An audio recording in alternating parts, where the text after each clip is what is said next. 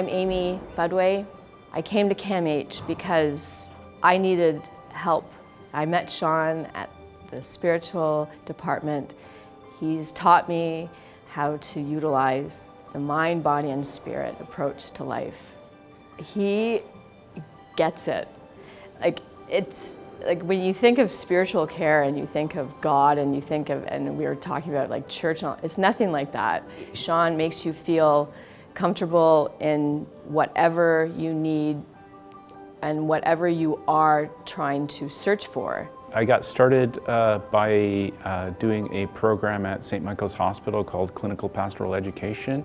I did that because I was in seminary at the time, and I knew I'd have to do funerals, and I was totally unprepared for doing funerals. So through that process, I sort of fell in love with doing spiritual care in hospitals, especially working with people in crisis. Our goal is to try and help people to find meaning, purpose, and hope in their lives. So we're there to kind of try and help somebody to understand more about who they are and where they are in the universe. In other words, how do they find strength? How do they find purpose? How do they find meaning? People have the psycho-spiritual, religious, as well as physical component to them. And if you're just treating one side, one very narrow focus, and ignoring the rest, you're going to have people significantly out of balance. We have different holiday observances here for patients and staff to come and participate.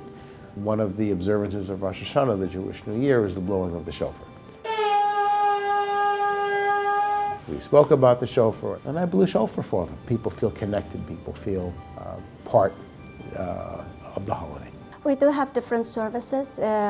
For example, we have ecumenical Sunday service, Roman Catholic Mass on Sundays. We hold funeral services here, not only for clients, also for staff.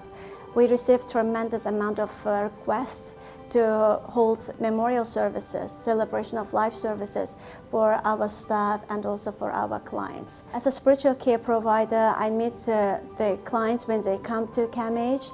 I usually do individual one-on-one counseling, spiritual counseling, and also group therapy. This department basically makes you feel at ease. They're kind, compassionate, they're understanding, and the magic word was that they gave me hope. And that's what we need in those dark times. CAMH talks a lot about providing holistic care to clients. So spiritual care is just one aspect of that holistic care. It's being part of the team. Again, it's not necessarily catering to somebody's physical needs, but it's catering to something that is greater than themselves. If you can't see the spiritual side of people who are ill, you don't see the person.